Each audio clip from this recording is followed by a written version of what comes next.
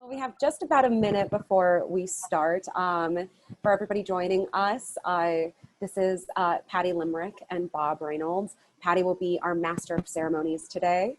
And in the comments, we are asking you all to introduce yourselves, tell us where you're from, tell us what watershed and airshed you were born in. We had some really cool discussions about how they're so interwoven and how it's difficult to pinpoint because they're so interconnected. But it's right about that time, Patty. So I will go ahead and pass on the microphone to you. Alrighty. Well, thank you, everyone. What a pleasure to be here again. This is the last in our four-part series, and we're all in good health, those of us who've been working on this. So if it is something that you would, not overstating that, I'm not overconfident about that, but if people do have ideas about things they would like to see in the integrating of these two topics, water and energy, maybe in 2021, by all means contact us and let us know what might serve humanity if we were to follow up with this topic. So we are continuing today with our vision of integration of the water and energy. I think had a really good round of that in all the sessions, but certainly in the third one, we had a lot of that knitting together. And the team that we have today is certainly going to keep that up. I am not going to give anything but the briefest remarks of starting off here because I want to make sure that we have plenty of time for these opening introductions. As before, we'll have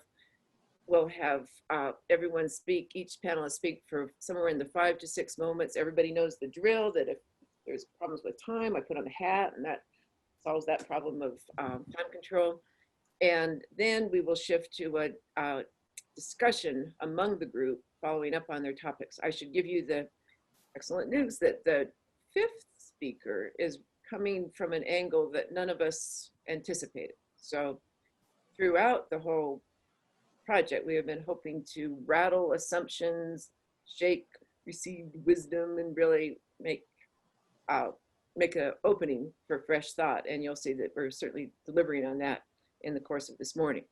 So, ladies and gentlemen, I would like to get started with our first speaker, who is Russ Sands. Russ Sands has worked in the water industry for 15 years. His career has included time spent ensuring water quality for Denver Water, managing water conservation and storm water programs for the city of Boulder, and working as a consultant on climate resilience and water issues. Now he is the section chief for the Colorado Water Conservation Board. He's currently working with leaders from each of Colorado's major river basins to update local and state analysis that will figure in the updating of the Colorado Water Plan. So that is what we are going to get well oriented to. And Russ, you're on. Thank you so much. And thanks to everybody here for joining today. I'm really excited to be here, and I'm certainly excited about some of my fellow panelists today. I think I'm here to kind of set a little bit of the backdrop of at least kind of statewide planning from the CWCB or Colorado Water Conservation Board perspective. And I told these guys I tend to think in PowerPoint, so I'm just going to click through a few quick slides to accompany kind of where my head's at on some of this. But for background, in case you don't know, the Colorado Water Conservation Board has been around since 1937. There are just about 50 people doing a range of things, and I am in the water supply planning section of the group. And we are really kind of tasked with looking out and seeing what our future water needs are and working with stakeholders to try to meet those needs across all of the areas that are covered in the water plan, including in environment, municipal needs, and environmental needs as well. So I won't start with 1937. I will kind of fast forward in time to kind of the 2000s, early 2000s, when I really see a fundamental shift that we are still kind of living with today, where this is a picture of a Cheeseman Reservoir, and in that 2002 time period, it went from a pretty full reservoir to pretty depleted by a significant drought in 2002, 2003. And we also had what, at least today, as I understand it, as of maybe this morning, still stands as the biggest fire in the state with the Hayman fire. And of course, now we're facing several fires across the state. And this somewhat infamous quote by former Governor Owens probably rings true for how we feel today, but it certainly set the tone for how we would think about water planning and for many of the planning efforts. So the Statewide Water Supply Initiative, often called SWASI, the first effort was done in 2004, and that looked out just to 2030. We always are trying to crystal ball the future, but it's harder the farther you get out, of course, and inevitably the truth is somewhere in between. So you will hear me talk about a concept that we've delved into more of thinking about scenario planning rather than a specific point in time and a specific single water need.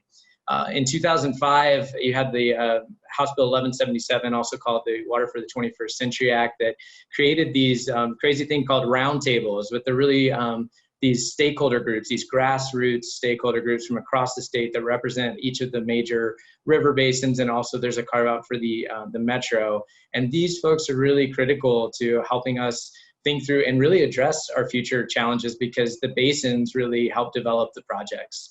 And they are our stakeholders, friends, and certainly my heart goes out to those that are dealing with the fires at this time across the state and drought.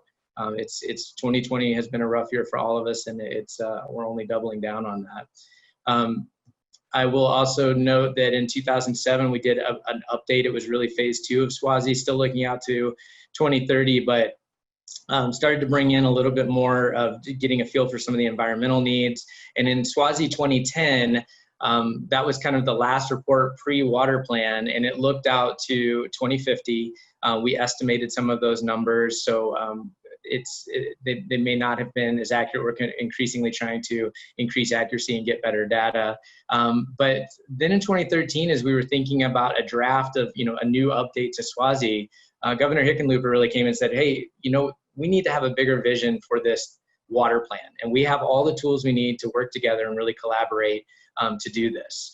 So that mandate went out, and in 2015, along with some great work from the Basin Roundtables to develop local plans or basin implementation plans, which in some ways rolled up into the water plan. We launched the water plan, CWCB, in conjunction with a lot of our partner agencies and stakeholders across the state, with 30,000 comments, got the water plan. And one of the things that's in there that was developed from our stakeholders was this concept of scenario planning and looking out at these 5 different futures.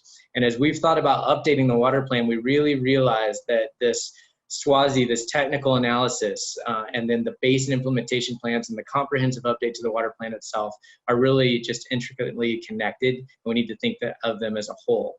So as we've kind of gone through this process, we've rebranded the Statewide Water Supply Initiative as the Analysis and Technical Update to the Colorado Water Plan, and that is the first step.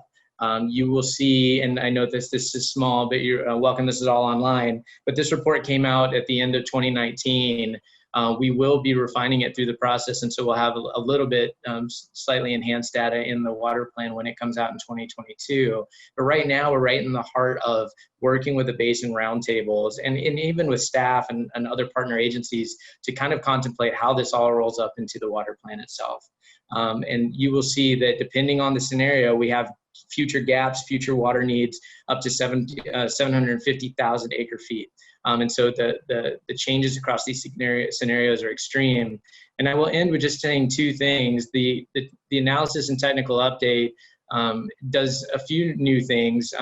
We try to put environment and ag and muni needs all on equal footing. It's also the first update to comprehensively include climate change. And in 3 of the 5 scenarios, you'll see that we have climate change built in with that much higher end on the upper, the last 2 scenarios. And those have dramatic effects on future water needs, as does population. And this is my last slide here, but I will just say that we see climate and population as 2 very strong signals that come through as predictors of what our future needs are.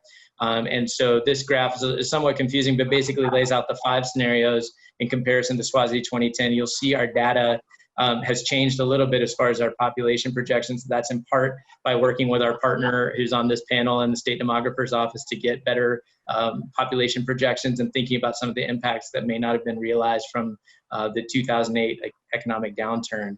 But either way, I think I will leave it there for our other panelists to jump in. But of course, energy is connected to water and water is connected to energy, and it's a common thread across all the work we do. Great, thank you so much, Russ.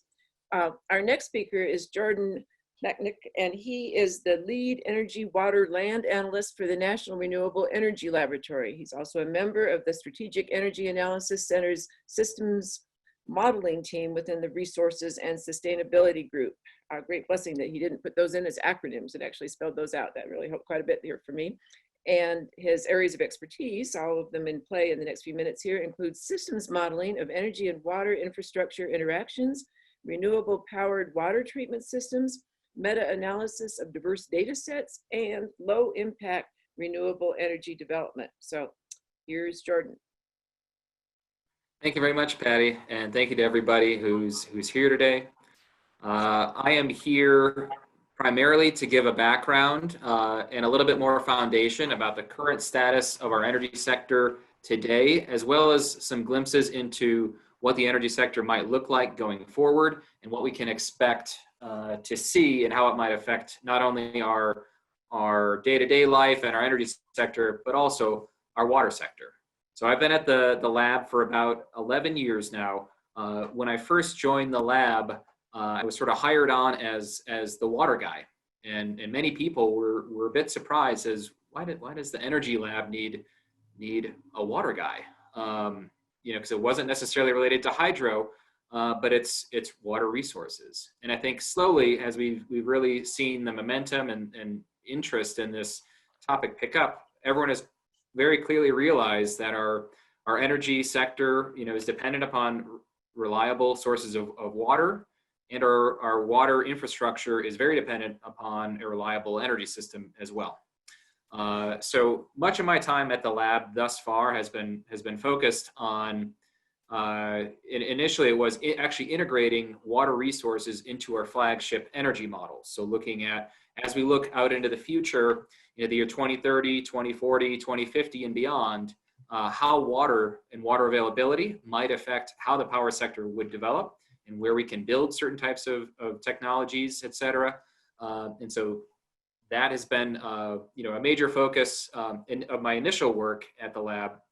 More recently, in the last few years, much of my effort has been focused on the opposite end of the equation, the energy for water side of things, as we start to realize that as many places move into desalination or the treatment of alternative water resources like produced water from oil and gas or brackish groundwater, these can be very energy intensive.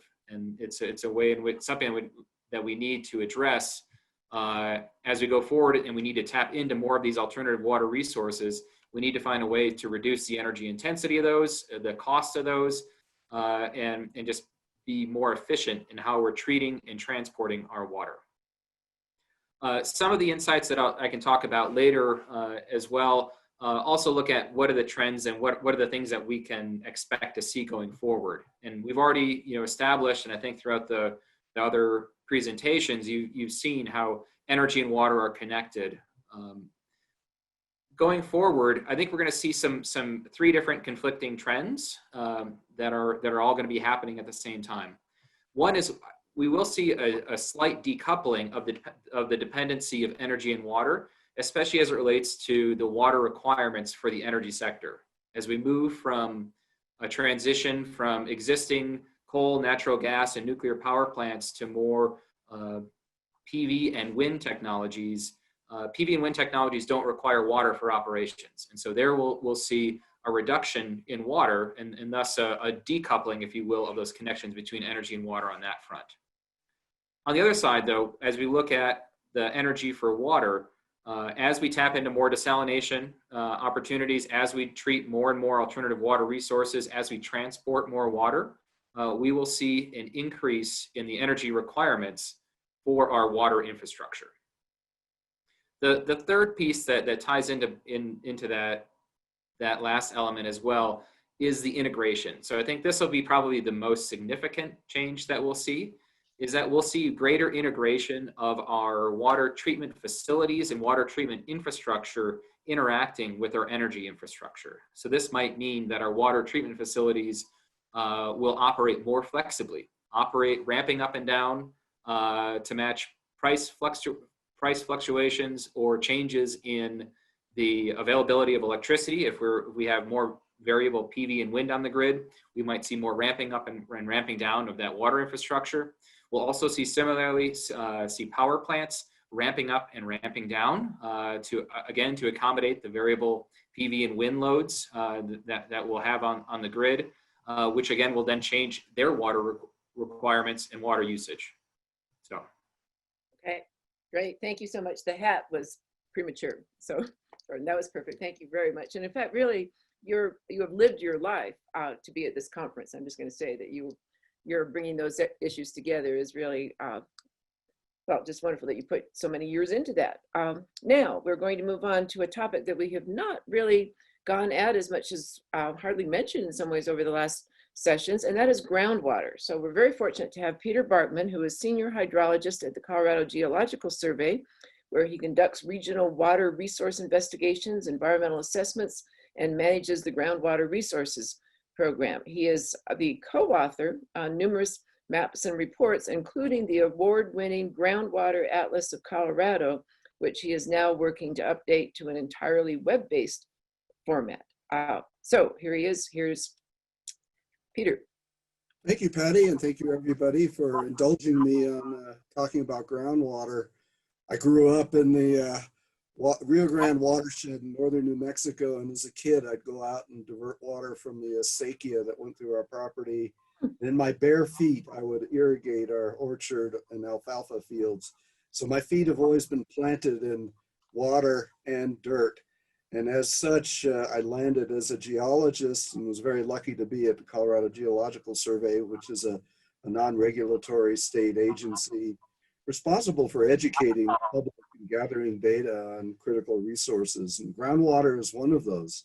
And as this conference evolved, I was rather stubborn about saying, you know, groundwater has a very special place relative to energy, and really wanted to bring that up as part of this. And as Patty said, it's been a little bit neglected, but it's really closely tied to energy, and groundwater's everywhere. It's beneath our feet wherever you are. It can't be seen. It's not always easy to get to. It takes energy to pump it to the surface to use. In many places, it's not usable because of water quality, and it takes energy to purify it so you can use it where the quality isn't great. Colorado's blessed with a wide variety of different geologic materials that form aquifers: unconsolidated alluvium, consolidated bedrock, fractured crystalline rock, volcanic materials, and even some cave systems, which are the closest you might get to underground rivers. So we have this wide variety and a very colorful mosaic across the state. And you know, we might ask, why is it so important if less than 20% of the population uses groundwater right now? But I think we need to keep in mind that a lot of the population growth is pushing people away from our urban areas that have centralized water systems. And so people are becoming more reliant on groundwater in some of these more distant areas. It's easy to work remote from an urban area because you can be on the internet with your work. And so, but you can have a well, you need groundwater. So there is a growing reliance in parts of the state where it wasn't in the past. The other thing, and this has come up in some of the planning for the Colorado Water Plan, we have a huge need for storage for water. And there's a lot of potential for storage in our aquifer systems. And it's been looked at over the past 10, 15 years. And, you know, it's something that really needs to be kept in the limelight is where would we store water in our aquifers and how do we do it?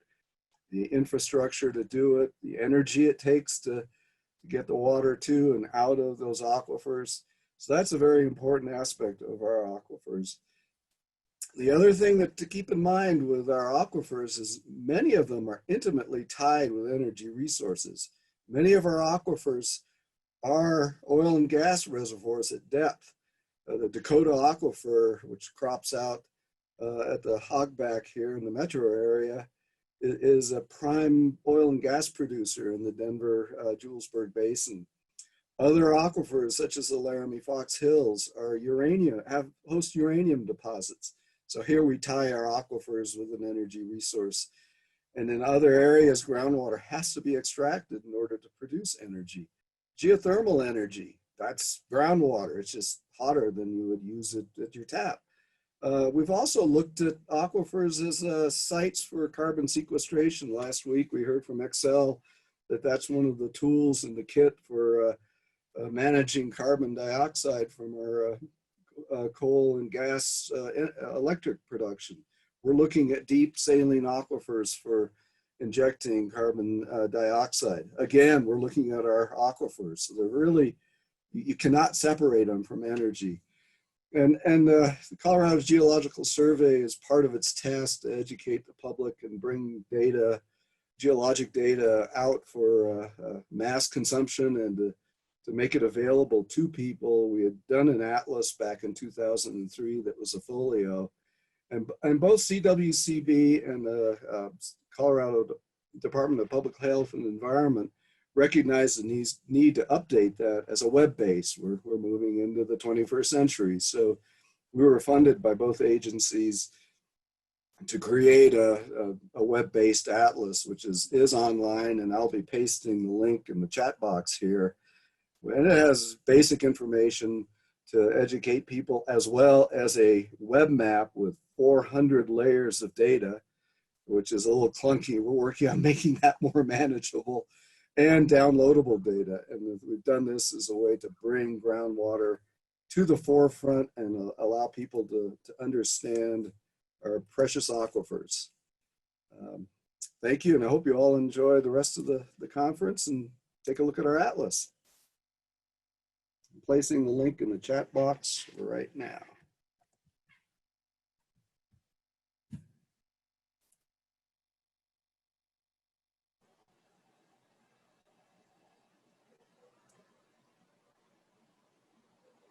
Thank you so much, Peter. Up next, we have Elizabeth. And Elizabeth, I will let you do your fabulous introduction and let us know a little bit more about your background.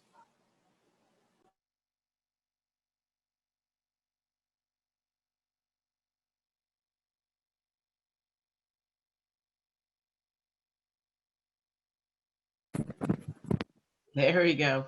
Super, thanks. My name is Elizabeth Garner, and I'm the state demographer for Colorado. And you'll see that I'm kind of the one sticking out. I don't have anything to do with directly with water or energy, but I am parts, demand for these resources are based on population in part for some of this stuff. So thought I'd just talk a little bit about population and how that's changing in the state and how that might fit into this energy and water discussion. So part of the goal, I think, with some of this is that we're looking at what are some of the big takeaways, or one of some differences that may not be aware of for folks in the state. And one of the big things is that population is growing at a slowing rate. And I don't know how many people believe that. But you can see that the black line on this chart is in 2019 and basically indicates that for the last 4 years, we've been slowing down in that growth with a peak growth in 2015. We increased by 67,000 people this last year. We can see that we haven't increased by over 100,000, really since this time period back in the 90s. And certainly some of the slowest growth in Colorado since about 2005. So I think it's really important to see that we are slowing down. The US as a whole also had its slowest growing year between 2018 and 2019. So if the US is slowing down, Colorado is going to be slowing down as well. We can see that our forecast right now is that we'll see a little bit of continued slow growth, especially related to COVID. But then you may be freaking out a little bit and see this increased growth that we're forecasting in the near term. But I will get into that in a little bit, but that's definitely driven by retirements in Colorado. So it's really important to understand that we are seeing this slowing growth, really driven because birth rates are slowing, death is increasing, primarily not necessarily due to COVID, but that's this year, that is. But just because we're older and we have a larger group of our population and age groups that have higher death rates. And then migration is slowing, and especially international migration has been slowing. So everything is slowing down in the US as well as in Colorado. The other big takeaway is that remember that everything is connected. jobs, population, energy and water demand, public finance, all connected. And so, a lot of times we get the comment of, oh, if we could just slow population, if we could just slow population. And my big question to you is, can we just slow job growth? And that sometimes catches people off guard. But the point is, and you can see it in this graph, when we have stronger job growth, which is the blue bars, we have stronger net migration because jobs are people. And that is really important to remember, that jobs are people and housing units are where those jobs sleep at night. So when we're going into this discussion about potentially slowing growth, it's important to remember that we need to look at that relationship between jobs and population, but then also acknowledge the value of people. People are important. Consumer expenditures drive 70% of the economy. So if we're going to slow population, we need to be thinking about what that does to the economy and public finance. Jobs or people are also workers. Workers are important to fill those jobs. So we can't have jobs and not people. So it's important, again, to see how those pieces come together. The other piece, and this is going to be a question kind of to my panelists, what we've seen in terms of growth in Colorado is that it's been very concentrated along the I-25 corridor. So between 2010 and 2018, or 2019 as well, all of the growth, 95% of it has been concentrated along the I-25 corridor. That actually may be a benefit for both water use as well as energy use, to have that concentrated growth. It might be more efficient to provide those resources in a concentrated format. What we can also see is that not all of Colorado has been growing. The red, orange, yellow counties are counties that are increasing. The shades of blue are counties that are declining. And we've got about 25% of our counties declining in population. So some of the things that I think that we can learn from each other is, how do we manage everything when we've got a declining population? How do you fund roads and bridges? How do you run schools and libraries and health centers? How do you fund infrastructure projects that might be for clean water if you've got a declining tax base and a declining population? Just because you've got a declining population doesn't mean that you don't need to improve your water systems. And we've certainly got those cases around the state where they cannot fund them with their current population. We're also getting older, and that's an important thing to take into account, because our aging population is actually also driving the economy. This shows an age distribution of the state. We can see a slowing of aging of our population and our young ends. Our peak population is kind of a 29-year-old, but we've got a lot of people moving into the 65 plus, so aging out of the labor force, which is actually going to create even more demand for workers, therefore people. So keep that in mind. This is all connected. Takeaway is, we're slowing, but we're growing. We're growing in the concentrated in the I-25 corridor. We're forecasting a lot of counties to either be flat or declines.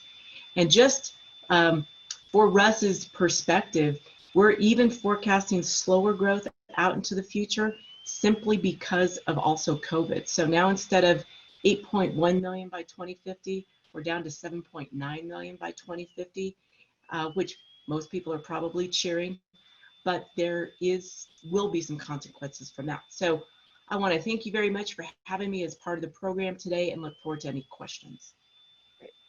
Thank you, Elizabeth. We are having an episode or two of the technical challenges of this format. I have lost my internet connection twice. Thank you, everybody, for carrying on without me. I appreciate that. And also, we have in the background from time to time the sound of a drill. So I have no idea where that could be coming from, but if you are trying to multitask and watch this and engage in some home repairs with a drill at the same time, stop that now. So, okay, we're moving on. Now, for our final opening set of remarks here, we have Dr. Mark Jensen. He is a professor of chemistry, and he is the Jerry and Tina Grandy University Chair in Nuclear Science and Engineering in Colorado School of Mines. So you heard the word nuclear there. His research interests are focused on the nuclear fuel cycle.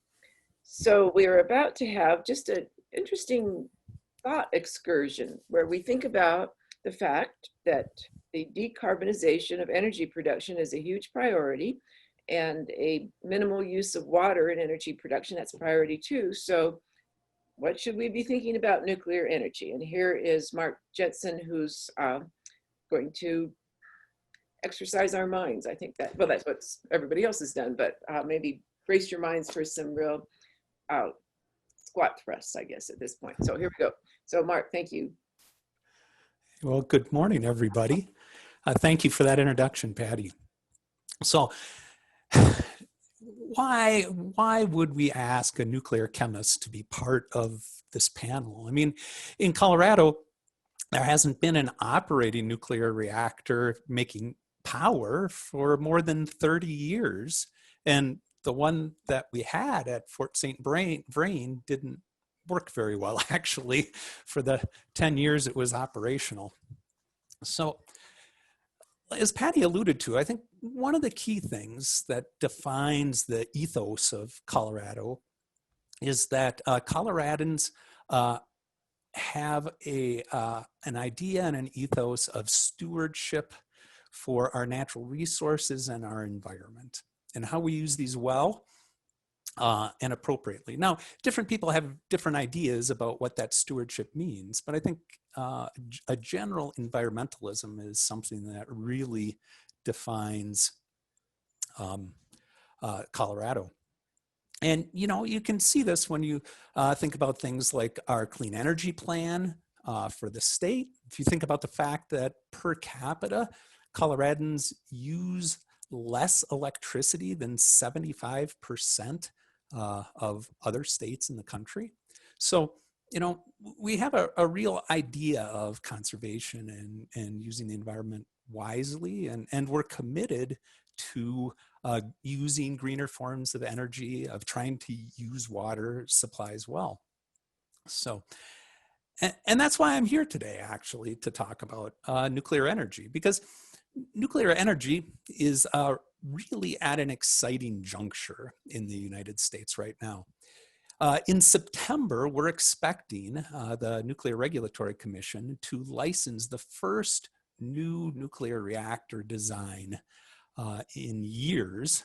And this would be a new small modular reactor, a nuclear reactor that's designed to come in small, relatively inexpensive prefabricated modules that get around a lot of the safety and cost issues of large gigawatt nuclear installations. And in fact, the first of these plants is scheduled to be built here in the Mountain West. It'll be built in Idaho and operated by a coalition of utilities in Utah.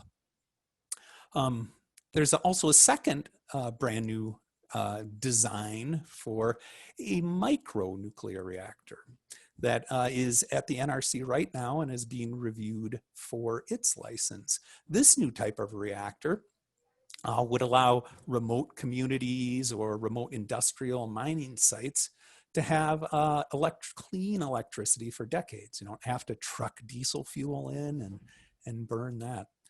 All these nuclear plants and the other 95 operating nuclear plants in the United States that provide 20% of our electricity do this while emitting very little in the way of greenhouse gas emissions. The Paris Climate Accord used data to show that only offshore wind had lower life cycle CO2 emissions than nuclear energy. So the energy density of nuclear energy, its clean, its lack of CO2 emissions are real things that can add it to an energy mix. Now, with all the growth in solar and wind energy, especially in Colorado, why would Colorado even entertain the idea of using nuclear energy? Well, actually, even with all the growth in electrical generating capacity by renewable energy, actually in 2018, the last year we have numbers for states, despite the growth in renewable energy in Colorado, more than 88% of our electricity usage still came from burning fossil fuels. Now, with our plans, we'll do better than that, but we're not going to be able to achieve carbon neutral or 100% greenhouse gas reduced energy without other things in the mix, because energy storage is really expensive. And so this is a place that nuclear, and especially these new nuclear designs, can add to the energy future in states all around the country and Colorado. So thank you. So now we get to go into a group discussion here. And I thought I might start with a question that we have not been pressed. We didn't really press it all for the first couple of sessions, but I thought I might just ask everybody to take up the question of what in your area and the items you were discussing, everybody on the panel return here, good. What is the issue, decision, challenge that carries the greatest sense of urgency in your judgment? If it does intersect, if it is at the point of intersection between water and energy, fine, but you could actually, if that's not where your mind goes, that's fine too. So could we just maybe go through the group, maybe in the reverse order of your speaking, and tell us where you see, boy, we don't have a lot of time to work this through. Where's the place? It can be one or two places where you think that's got to be something we get on fast. So Mark, how about if we go with you to switch the order? Okay, I'll go with deep decarbonization across the energy landscape, not just electricity, but everything. And the way that affects water is that by keeping climate under control, we help preserve our snowpack and reduce evaporation and increase our water supply. Great, thank you. Elizabeth, how about you? You're muted still. Am I unmuted now? Yeah, you totally are. You're totally Okay. You know, I don't really know. I mean, I think the big point is understanding the value of people and how they fit into the economy. And I'm going to apologize. It is me that sounds like the drill. It's my stupid computer. The fan is on constantly. I'm about to lose it. So maybe I'll get a new computer at some point. Okay, thank you for that. Yeah, that might be the most urgent thing when you think about it. That is probably the most urgent piece for me as a new computer. But I think it really is just making sure that we understand the connection between population, water, energy, the economy, public finance, and how those all are really important to integrate together in terms of how we're going to fund any of this into the future. Yeah, good point. Thank you so much for that. Okay, so now we're at Peter. Is here with us, Peter? Hey, unmute. I would echo what Mark said on the decarbonization, because it's so critical what's happening with our water cycle, our hydrologic cycle of where the water's coming, evaporation, precipitation, distribution. Now, as a champion of aquifers, groundwater has some resilience to changing climate patterns, but still it has to be recharged.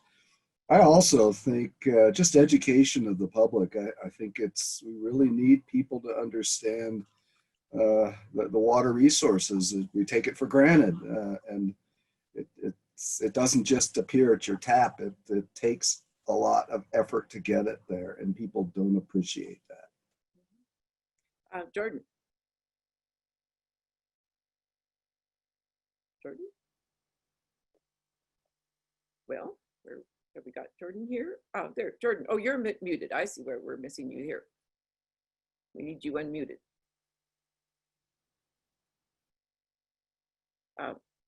We're still. Is that better? Oh, perfect. Absolutely. Yeah, great. Okay, great. So from my perspective, the biggest urgency is the need for coordinated planning among the different energy and water infrastructure investments that we're going to make. When we build a new power plant, that'll last a minimum of 25 or 30 years. When we build water infrastructure, that'll last even longer. And it's much harder to retrofit systems to accommodate greater integration or differences and changes than it is to design it smart from the start. And so My greatest urgency is focused on making sure when we make energy investments or water infrastructure investments that we're taking into consideration the other sector and planning smartly. Thank you. Russ. Well, of course, I agree with all the great comments from my fellow panelists. I tend to, maybe this is hedging a bit too, but I think that, we need to bring everybody along together and find what we typically frame as these multi-purpose, multi-benefit projects that are going to help meet the most needs and cause be the most productive solutions that everybody can get on board with. And maybe we need to broaden the thought process around that to build in more thoughts around resilience and energy. But it's hard in today's climate, as Elizabeth was talking. I mean, I think a lot about just to not see the sense of urgency in just the economy. And if that's not a bit of a predictor for this kind of lower population growth and decreased tax base that we're seeing now, but as we're all scrapping for dollars to make projects happen that are quite honestly are necessary across the state, I think we have to find ways to pull together to make those projects happen that raise everyone up together. Thank you. I'm going to bring in quickly a thought from a Western American historian, Richard White, who's my counterpart in Western history at Stanford, and he wrote years ago, he wrote in an essay, he said, planning, the problem with much of our circumstances in the West is that planning is boring. It's a boring world. And boring word. And he says that that planning, that boredom operates like scent for a skunk and drives people away. That there is the planners are meeting and we have a greater desire for stimulation and interesting. So he uses this great phrase, the modern world is forged amidst our inattention. So I'd like to hear, because planning is so intrinsic to everything we've been discussing, I don't happen to have the allergy that he describes and others, but I do think that for many, many citizens that we're going to go to an event where we're going to learn about planning, it doesn't get the pulse racing. And yet scenarios are pretty darn interesting. And people sell millions of copies of books with scenarios of the future. They're often called science fiction writers and so on. So I would like to have everybody who would choose to do this, just reflect for a moment on how to take the concept of planning and show it to the broader public with all of the energy and consequence that it actually carries. If that question makes sense to everybody, just accept a little bit of Richard White's premise, that is not a real zinger of a word and concept and activity. And do you have a story that would convey how extremely engaging, enlivening, consequential, nerve-wracking this thing called planning is? I can jump in, Pat. I mean, great quote. I really like that. I often have to almost wonder too that, at least historically speaking, the extent to which some of that might have been intentional for any number of reasons, maybe because it's hard to plan together. And we have certainly seen that. And, one of my favorite quotes that came out, I think disparagingly, probably was the intent around the water plan, was that the governor at the time had done everything to kind of inoculate the water plan from any kind of negative feedback. And yet that is what we have to do. And it's incumbent upon us to make it exciting for people and engage people. And of course, now everybody's being asked for their time, and that's probably the most precious thing we have to offer. But as we look to update the plan, it's very much focused on how do we bring more people into the room. And to be honest, some of the comments are tough, and some of the, some of the feedback you get isn't always maybe what you expect. But I believe that by broadening that tent, bringing more people and getting them excited, meeting them where they're at, finding what excites them, we get a better product in the end that it makes us more resilient in the long term. Good answer. Thank you. Anybody else? Jordan, I would assume. Patty, I could add a little bit, the planning as far as how we develop our land and move forward is taken at the county level. And some of the counties in Colorado are taking a hard look at water and how you work it into your policies for development. Jefferson County is a good example where they've been looking at the foothills area of Jefferson County is relying on groundwater from fractured crystalline bedrock. And my virtual background is a panel of gneiss and granite on I-70 that shows where we try to get our groundwater up here in Jefferson County. And the county is looking at that and working at a water policy that helps them guide development in this area. And I hope that other counties are doing the same. And it's a part of the path for getting planning into the process around water. I think it's a great point. And Richard White, I don't think has attended a county commissioner's hearing where people are really shouting about planning, and that might change his angle on that. So Jordan, I'm thinking you might have a response on planning, and also of course, actually everybody else, Elizabeth too, and Mark. One thing to consider also is a sense of what can I actually control. And so, I think that plays an important role in determining participation and how much energy someone would actually put into a process if their voice will be heard or whatnot. I also think it also relates to inherent uncertainty that we face in the energy sector or in the water sector. For example, no one could have predicted the shale gas boom, for example, and that completely, revolutionized the trajectory that the energy sector was taking, from what we thought it was going to be 10 years ago. So that's an incredible example of how quickly things can change that you can't anticipate. And it can lead to a sense of, well, what did all that effort that I put into planning when it just got upended by a new development? And so I think in terms of developing, effective plans going forward, we need to build in that level of flexibility and the willingness to consider wildly, seemingly improbable events and how we might act in a way that really leaves no regrets. That is so interesting because of course we're all obsessed with probability.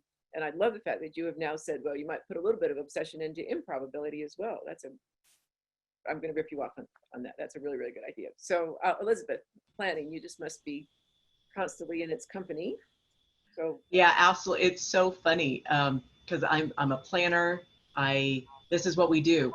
But I think that the thing that gets confusing is that a plan doesn't have to be one number. And that's what I appreciate with the water plan is that they do have different scenarios that have different what ifs coming in. Even the improbable what ifs come in there as well, because then it gets you to be thinking about what can you do at different stages. But I agree with you. I think the word plan is boring, unfortunately, for some people. For me, I love it.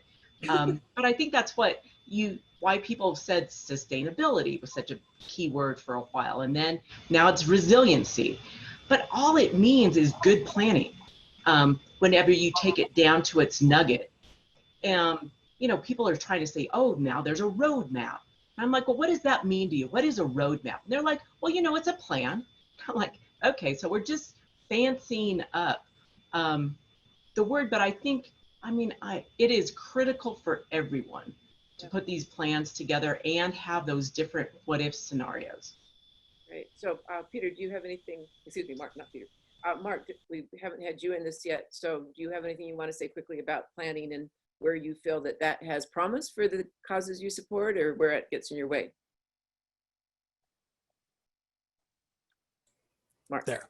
Okay. Good. Yeah, well, historically, I think of all the things we've talked about, nuclear energy has been the most planned and regulated. Water's got to be a close second, but nuclear energy is pretty regulated and pretty deeply planned. I think that's appropriate, and I wouldn't want to see less planning and regulation. So. Okay. Well, good. Well, thank you. I'm going to just throw this in, and I don't want anyone to take the time to respond now, but I will return and bug you in the months to come, which is art and music and humor. And I just think there are forms of human expression that don't appear in this world of planning, or science fiction writers for that matter, to have forums and symposia, which every now and then will happen. But I just think there might be a range of that human expression and I will ask all of you that privately and separately on some other occasion. I would be interested in your thoughts about the integration of scientific expertise into planning, especially when there is such a premium on public participation, public input. What would be, if you could design the ideal scenario, you've got a session on planning for the future of water and energy, and you succeeded and you have many engaged citizens. How do you bring a couple of scientists or 10 scientists into that? Do they come in white lab coats? Does the audience fall silent or stand in respect? Or, well, probably not. We know it probably won't happen, but how do you bring the scientists into that conversation in a way that maximizes the benefit of their company? And I'm asking this because I forgot to say at the beginning that this whole forum is brought to us by the Colorado Scientific Society, and the role of science is really very central. Since I wanted to ask that question, I apparently forgot to thank the presidents of the Colorado Scientific Society at the beginning, but now I've just done that and said to you, what is the best way of integrating the testimony or the presence or the slides or the view graphs of scientists into these conversations about the future of water and energy?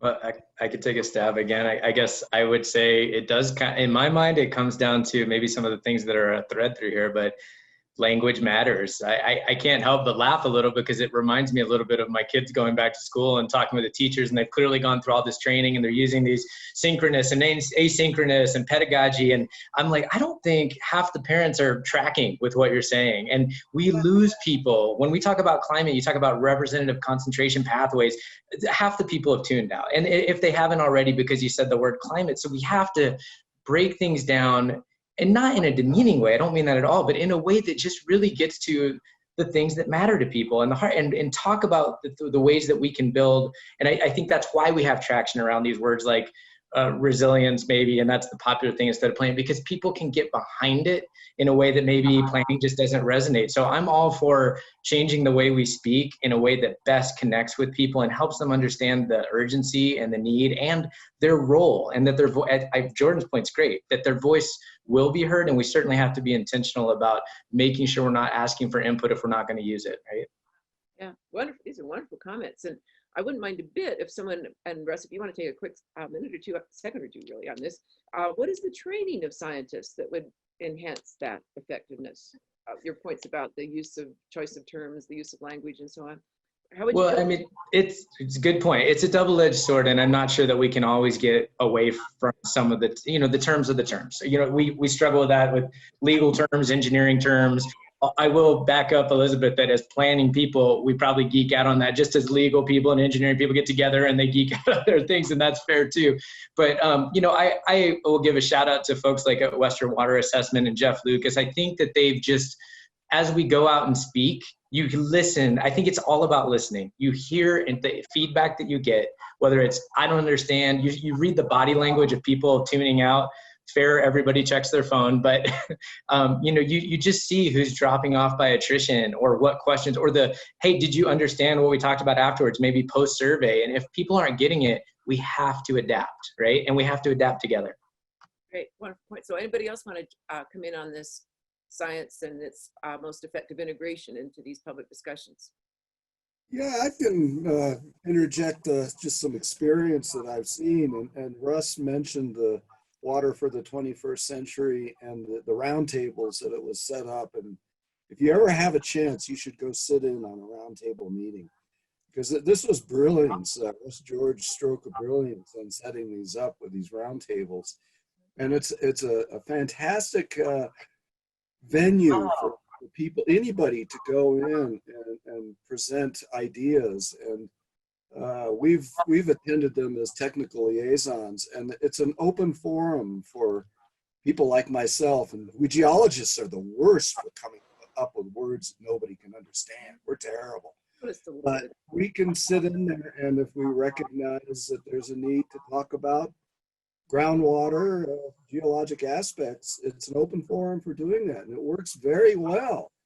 I think, Russ, you could attest to what a successful operation roundtables have been, and I encourage anybody to go sit in. They're open.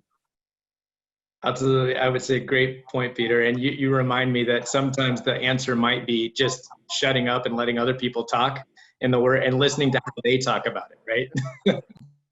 I'm curious about if there is anything remotely like a counterpart in the state for energy roundtables. And I understand what Russ George set up was really, really different, really distinctive, but it just makes me think, wouldn't that be an interesting I mean, of course, I live in Boulder, Colorado, where we are chattering about energy all the time, but in a kind of monomaniacal, sorry to say that to my fellow citizens, but Captain Ahab-like way, just chatting and chatting and chatting about the white whale, which is municipalization. Good. And it brings decarbonization down to the ground. I get that and so on. But I just was thinking how fascinating to have energy roundtables that were modeled on the Colorado water roundtables. And Jordan, have you ever heard of any such thing? Or Elizabeth, have anybody ever heard of that sort of bringing civilians together for a deliberation on this resource that they're all using? Yeah, Patty. You know, one thing that the Bighorn Institute had been doing in Colorado was bringing citizens together for a couple of weekends over a quarter or so. And they were ordinary citizens that were interested in energy, citizens that had jobs that were related to energy. And, you know, the one that I was part of, there were probably, I'd say 30 to 40 citizens there talking about Colorado and its, you know, its energy needs and what makes sense. So I totally agree and would join you in the shout out to Bighorn. And I have spoken to several of those, but I'm just thinking the Colorado water roundtables had a continuity and a persistence and a reach that Bighorn is spectacular. So there's no way I will ever join anyone saying anything negative about Bighorn. I won't be that person, but there's something that just strikes me as a real prototype in how those roundtables worked. And I'm just with Peter and Russ on that. So, okay, well, boy, we are really, we're going to go, we're just throwing everything out as a plan. We're going to stay on for 2 or 3 hours and keep chatting, and lunch will be served. Well, okay, no, not going to happen. So I'm thinking, I'd like to hear your thoughts about what you would inject into the whole system of public deliberation, of legislators' conduct or whatever, that would enhance long-term thinking, get us out of the, which in pandemic times, thinking beyond the panicked moment is really not a strong suit. But what data point or what short story of an experience would you want out there to get people to think, okay, water and energy, really important right now, but not so important because we have a virus and we don't have a vaccine. So we're going to go into short-term thinking about that. Hope it's short-term thinking about the vaccine. What would you inject to say, extend the time horizon in which you were thinking about water and energy? Inject is a weird term. I'm gonna say that's really weird. So let's think of it as a literal injection there. Yeah, please, Peter. I'm afraid I'm just a little bit of a skeptic and cynic about this, because I think what it takes is, it takes almost a catastrophe to get things to happen. And you have to throw somebody out there with no water, no energy for them to understand that they take it for granted every day. And I think it comes back to education. And I think this is what's great about Denver Museum of Nature and Science. And what we're doing is we need to get the public to realize they can't take energy and water for granted like they always have. Bring it out there so it becomes on the forefront of people's minds, so we get our legislators to think about it, not wait until it's a COVID pandemic. We always wait until it's a disaster. So I'm a cynic. Well, thank you for that. That was a good forthright. Would anyone like to counter the temperament that he has a wonderful temperament. And I think what you said at the beginning about your being out on acequias, that's a really important part of who you are, that you have been right there in a very grounded way with that irrigated use of farming in New Mexico. Well, okay, so that's good. So you're a very cheerful person at heart. I know that, Peter, so I'm not going to be fooled by what you just did there. But does anyone want to counter that sense of we'll have to wait for crisis?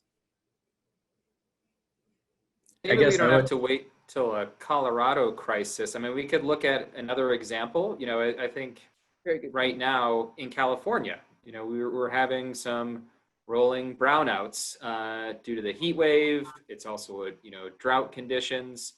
There might be something for, let's do some exploratory activities, and maybe it's through workshops, maybe it's through some sort of scenario development that we do, and we look at what if what's happening right now in California happens in Colorado. What would happen if we, millions of people lost their access to electricity because we're in a drought or because we're in a heat wave? And so I think towards, Peter's point, catastrophes really help encourage people, but maybe we don't have to wait until Colorado has its next one, its own one, but we can build off what California is going through right now and say, how do we not become California? Almost sounded like an historian speaking there, Jordan. I'm just going to pay you a huge compliment. That's something you might have expected this historian to say. So we are out of time, but I'm going to do one quick thing, which is ask all of you to say a quick yes or no as to whether you would like the Colorado Scientific Society to extend this program into the future in some way. And it could be another, I'm just feeling very frustrated that we only have this much time to chat among ourselves. So I'm thinking we better extend this, because otherwise I'll be talking to this cat back here about that issue, which isn't going to go well. So yes or no, and a very quick why for your answer. Do you think the Colorado Scientific Society should be encouraged to extend this whole initiative started with this 4-part series? So Elizabeth, there you are. Oh, muted, sorry, muted. I would say absolutely. And I think one of the benefits that we can see from being online and through these Zoom is that there may be actually more access to programming like this to more people than we initially thought. And so I'm a yes. Okay, good. So I'm just going in the order in which I can see you on my screen here. So Mark, yes or no? Yes, unreservedly yes, because when you look at the energy water nexus, it's up there with all the most important things that our representatives in our communities discuss: education, transportation. Energy and water is as important or more important than those to our life. Okay, so Russ, yes or no? Absolutely. I'm excited by this, and particularly excited to look at the attendee list and not recognize all that many names. I think we succeed together. We need to broaden the tent, and anything that can help us get more people into the conversation is good. Okay. Jordan, yes or no? I would also go with an absolute yes. And I think for one primary reason, which is I think we're just starting on this conversation. And I think, as I alluded to earlier, our energy system is drastically changing, and our water system will also change as well, which means the relationships between those two, what we've studied historically, will be different from what we will see in 2030 and 2040 and 2050. And I think now is a great time to be starting and initiating these conversations, but we really need to stay on top of what's happening with technology developments in both the water and energy fields. Great, thank you. So Peter. Absolutely, yes. And I think that Colorado Scientific Society has the brain power, talent in there to facilitate this. And I think, as I've said several times, I think education is the most important thing we can be doing from our perspective to get the public on board with this, realize where we're heading. Okay, great. So I have just one very quick concluding remark. I had a professor in college, Paige Smith, and he raised chickens, and he wrote a book about chickens with a co-author who was a biologist, and it was called The Chicken Book. And he raised his chickens in a very organic, those are the healthiest damn chickens anywhere.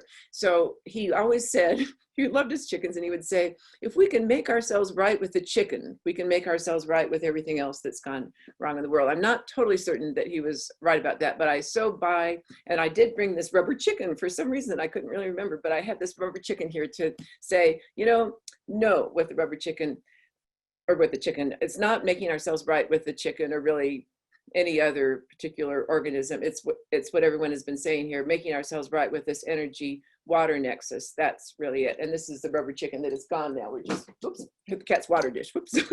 So anyway, so now we hand off to Celine, who is going to pull together questions from our audience. And then Bob Reynolds, our principal organizer of this event, he and I will be up for the last 5 minutes of our time together. So panelists, you were very cool. It's been really wonderful. Thank you for your company. And now Celine is also very cool, and she will take over. Thank you so much, Patty. And yes, if our audience members want to keep submitting questions, we're going to be pulling from that. If we don't answer your question specifically, we're sorry. We do have so many wonderful questions, but put it in there anyway because it might be put into another theme that we might have. But one of the, I'd like to say that our audience agrees, yes to the question. We got a resounding amount of yeses in the chat, so thank you all so much.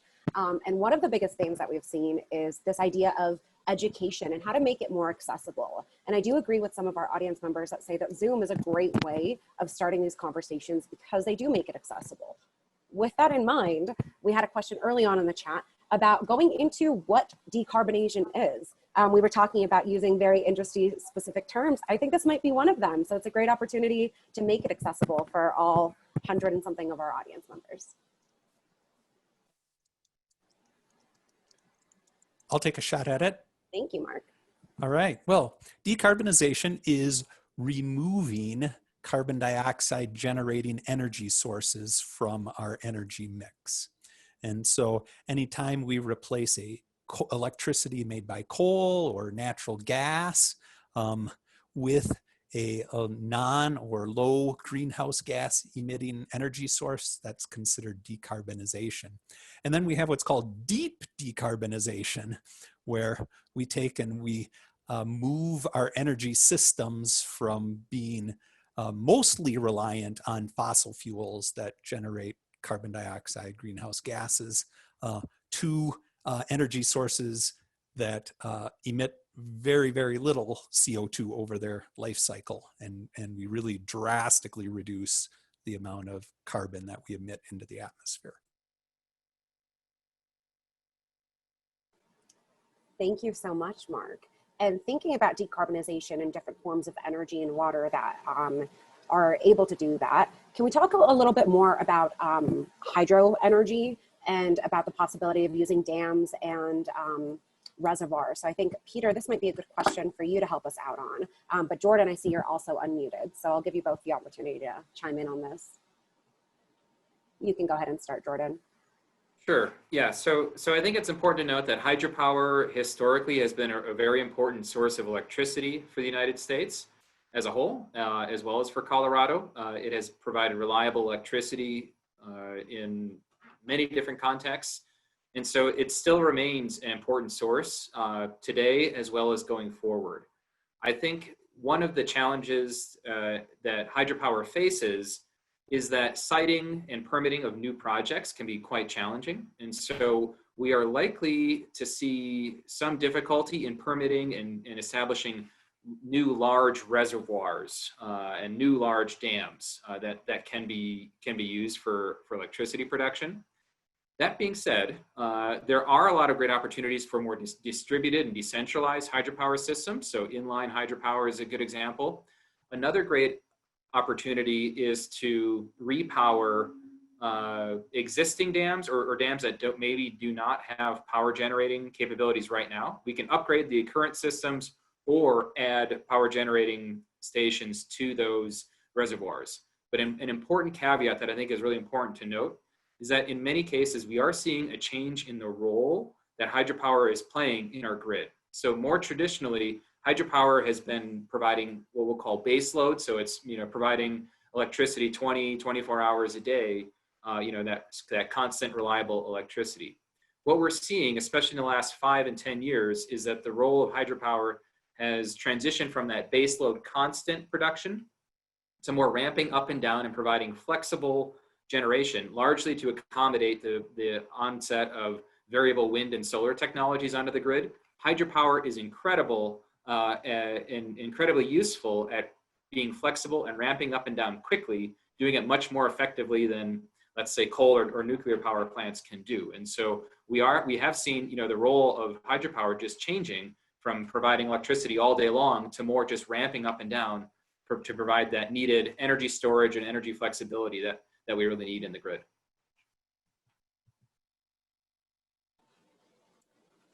Thank you. Do any of our other panelists want to add anything to that? I think he covered it quite well. Just a sidebar to it, since hydropower is surface water, from groundwater, we're looking at aquifer storage and recovery systems where we inject water into aquifers and then pump it out.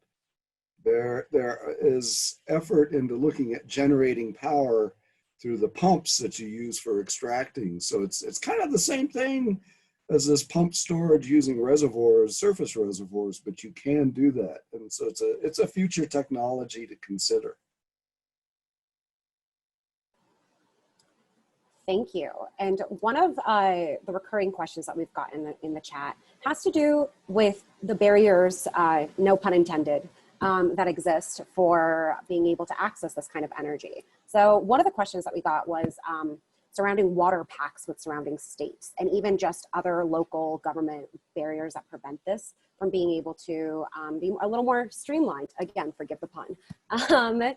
Would any of our panelists like to talk about what is a water pact? How do we have to, how are we able to section off something that is a shared resource for different populations and different needs? I can take a stab at it. We are a headwater state. We have multiple compacts with other states or groups of states, along with decrees that basically essentially dictate the amount of water that will be delivered outside of Colorado and the agreements between those. There's a lot of factors that are locked into that. Energy can be one, water quality can be one, environmental concerns. So I guess I don't know that it's overall, I mean, it is a constraining factor for sure, but there's a lot that we can still do within that framework. There are examples of, projects that they're envisioning just in the South Platte Basin here, where it's, maybe how can we better utilize our resources to supply and really benefit agriculture, the environment, municipal needs, speaking to what Elizabeth talked about, the kind of very hot growth in this region. How can we be better with the resources we have and still meet our compact obligations? So within that are many opportunities for any number of things, including energy. I don't know that it ties our hands completely. It is certainly something that we have to operate in legally. Thank you, Russ. Elizabeth, would you like to chime in with anything there? Awesome. So one of the other recurring themes that we're seeing is different technologies and the roles of different technologies. I would love to hear a little bit more from Peter about underground storage of CO2, as well as, we've talked a little bit about new technologies in the nuclear sector, but what the possibilities are moving forward with those. Well, there's been a fair amount of work looking at injecting carbon dioxide into deep saline aquifers. You have to find the right setting to do it. And it would be near a power plant in a geologic setting that will allow you to get the carbon dioxide in and know that it's not going to escape. And that takes quite a bit of detailed geologic characterization. There's been a pilot study up outside of Craig that we were involved with doing that. It can happen. There are deep aquifers throughout the state. It's one of those, you have to have it in the right place, close to a power plant. Whether it'll happen in the future, I don't know the crystal ball on that. So, now what was the rest of the question? It was just surrounding any, what the possibilities for the use of these new technologies is. Another thing to add onto the carbon capture and storage challenge, I agree with all the geological challenges that Peter mentioned, and it's a great area of future research for any budding geologists out there, is also that there is a water impact of doing that sort of carbon capture and storage as well. So it could be anywhere from a 50% to 100% increase in the water requirements of those power plants if they want to fit in those carbon capture technologies. And so we want to talk about the links between energy, water, and climate. If we are going to try to capture that CO2, it may come with a water penalty. Thank you, Jordan. No, I absolutely agree. And I think going back to something that we were talking about earlier, we were talking about the role of education in just educating the population. one of the things that came in through the chat was the idea that when science presents new information, it's oftentimes questioned because it changes. Science is, it's not an exact science. It's one of the things that we get new information and we adapt our theories and we adapt our assumptions. So what can be the role of institutions, organizations, or even individuals in giving information, regaining, and not just regaining trust, but getting trust to begin with and being able to disseminate this information to different channels? Well, I think this goes back a little bit to our discussion before, right? About what kind of scientists and what sort of interactions should the scientists have with the public. And I think a really important thing for the public to understand is that science is a way of knowing about the world around us by experimenting, by trying things and making ideas about what happened based on those results. And sometimes our ideas are right on the money and sometimes they're not all the way there yet, right? Or even occasionally just outright wrong. And you know, it's not so much a matter of trusting or not trusting the scientists, but it's more a matter of understanding what's going on as we try and get more and more certain about what is happening and why. And so, I mean, I think that's a real place that we have to push, is just for people to understand what's going on in the culture of being a scientist or an engineer. I'll just add in a little bit, and it kind of tags into some of the other stuff that we were talking about earlier, is that I think being able to clearly state things in English rather than in scientific jargon is really important. Also, I think putting out your assumptions are really important so that people can clearly say, okay, their scientific assumption was this that led to this, so that they can clearly understand where things are going. And I know certainly in our office, that's, you know, some of the big things that we try to do, because we're creating these population estimates and forecasts for program planning across the board, whether it's transportation, water, energy, to make sure people understand what it's based on, and then how those things can change. And so in our office, that's what we've been trying to do, is show the connections, especially between the economy and population growth and housing units, that there is this clear relationship. And if jobs change, you can make some assumptions in terms of what's going to be happening with the population as well. So I think that all of us can work on communicating better and, you know, but not dumbing it down too much at all, or being, you know, not respectful in the way that we talk about things, but also the importance of it also coming from a political framework, I think is really important as well, to understand where it's coming from. Could I just go in for a moment here, that I do think specialization has been wonderful in generating knowledge and understanding, wonderful, but then it went too far. So every time that specialists from every imaginable area, when they get together, that's a great place to practice communication with the public. And that's why I think I have had a charmed life as a humanities person, hanging out with people who are scientists and engineers, is that I represent the American public a great share of the time, because people will say things to me and I'll think, what? And as a person, I do have a PhD, woohoo, I do, and it does me no good. And so I feel that empowered experts who are quite willing to be acknowledging themselves as ignoramuses in conversations with other experts, that could absolutely transform this whole scene. If you mix people up and they cannot speak comfortably in their familiar language because there is a PhD carrying ignoramus in their midst, I think that just has a very refreshing effect. So every time we have any occasion to enter a cocktail party, go find the people who do things that are arcane to you. It seems like experts among themselves can do a lot of rehearsing for what to do when they get to the general public. And that does not happen, I'm sorry to say, when a bunch of historians go to a convention. Not so good. sometimes the people in the elevators will chat with us. That's very good, but that's about it for crossing out. So anyway, there's a human resources pool there that is huge if we just mobilize that. Thanks. I absolutely agree. I think there's a lot of value in pausing and acknowledging what you don't know. And I think that's the most relatable thing. I also think that programs such as this are a great opportunity for us to practice that communication, because we're not sitting across the table from each other awkwardly, waiting for the next opportunity to speak. So it's a great exercise in listening as well. Thank you.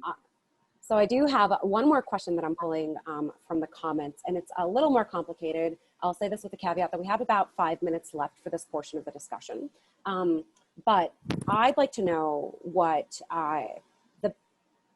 how one balances the needs of the population when it comes to water needs with the environmental needs. I mean, we're in Colorado. We have such a great diversity of those two there, especially relating to energy and resources. So I'd love to hear a little bit more from any of our fabulous panelists about what recommendations we have in regards to that balance, or what lessons we have learned, even if we don't have the answers.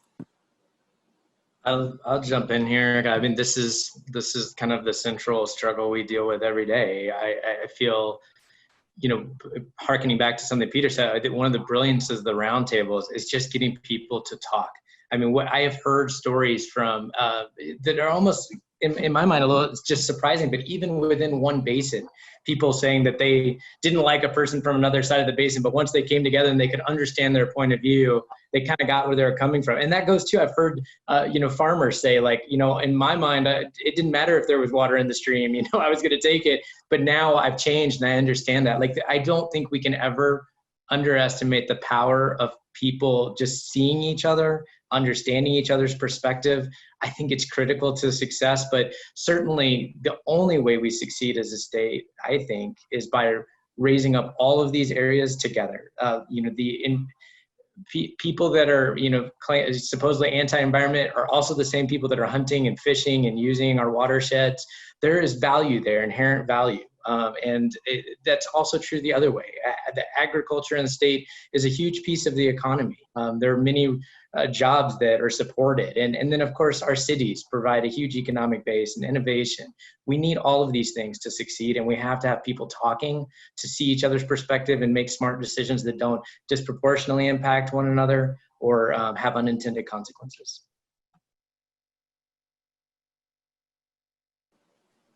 Thank you, Russ. Do we have any other opinions from our fabulous panel?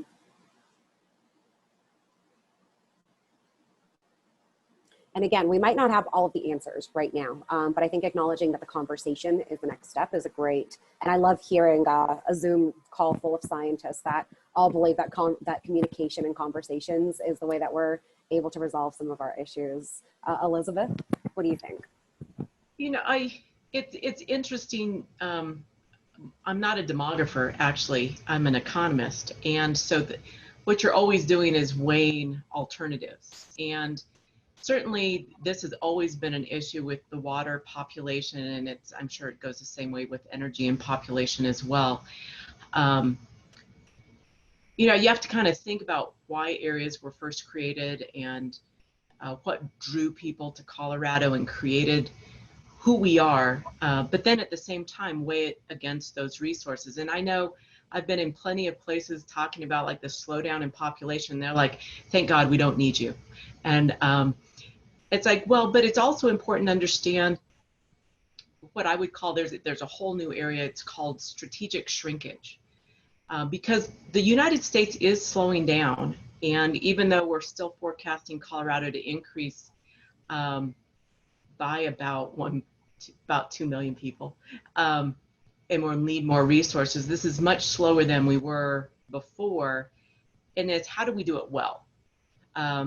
And there are different signals that will be out there. Certainly price is a huge signal, and as water's gotten more expensive, even though it's relatively cheap in Colorado, as it's gotten more expensive, it's made housing more expensive. And because housing is more expensive, it's making Colorado less attractive. And so if we use even price as an indicator, to use that weighing population to water, let's say, it is a signal that's out there that has been, we don't like it necessarily, but it is pushing, that's one of the reasons Colorado's slowing down, is that it is not as competitive as other states. But then the question is, you still have these low wage workers. You still need, you're not going to be able to automate everything. And where is that low wage worker going to live if housing is exorbitant? So we still have to deal with these issues. And I would want to jump in. I think those are really great points. And I think this concept of price or of cost or of valuing, the water resources is absolutely essential. And I think this, I think, Elizabeth, you gave a great example with the price of water as it affects housing development, but we can also think about the value that having clean water just provides. And when we think about things like the people using our outdoors, hunting, fishing, whatever it might be, we have less sophisticated tools and less sophisticated ways of actually quantifying that value, because some of it can be, put in monetary terms, but not all of it. And I think that's an area that remains a challenge, because it's very easy to quantify the dollar value of a gas reservoir, natural gas reservoir. That's very easy to quantify, but the water that fills our rivers and streams and provides other services, we still have a lot to do in improving how we're valuing that, such that it can be on that similar level as you just did with the price of water for housing development. We need to do something similar as it relates to the environmental, ecological value of that. Thank you. And we're right about that time, so I will go ahead and pass the microphone to Patty and Bob. Thank you to our panelists. I'll take it. If there's a minute or two left, I'll take it. Otherwise, I think people have had a chance to hear my range of thoughts, which really are so much focused on gratitude to the panelists and to the great recruitment of the panelists, which, if we're going to speak of the great recruitment of the panelists, then Bob Reynolds is the next person to hear from, because he was the one who all of these people got pulled into this excellent world by getting a message from Bob Reynolds, right? So here's Bob to bring us into a port. And if there is a minute or two at the end, I'll take it. Otherwise. No, certainly. Thank you, Patty. And again, thank you all panelists, and thank you, Celine, and the team at the Denver Museum. And this has really been a team effort between the Colorado Scientific Society and the Center of the American West and the Denver Museum of Nature and Science. So we're grateful to all people who helped pull this together. I did want to take an opportunity here at the very end to sort of wrap up the forum, and I'm going to really highlight what I think are a couple of fundamental patterns that we're experiencing and that are going on around us. And it's going to arc back to Jeff Ling's presentation from Excel at the beginning of the program, and it'll harken to some you just heard. But we're in the midst of an energy transformation that is profound and global. And this concept of decarbonization, taking away the carbon input from our electricity and transportation sectors, is a global phenomenon. You're going to hear more and more about electric cars. There's an electric Cessna airplane. It's the size of a Cessna. It's cheaper to purchase than a regular gasoline-powered airplane. And you're going to see the same thing with cars. The electric cars are going to be cheaper than regular cars in the very near future. And there's going to be a fundamental transformation in the way we use energy to both generate electricity and to do transportation. The second fundamental change that's happening globally, and certainly here in Colorado, is we're in a transition time in our water use, going from agriculture towards municipal use.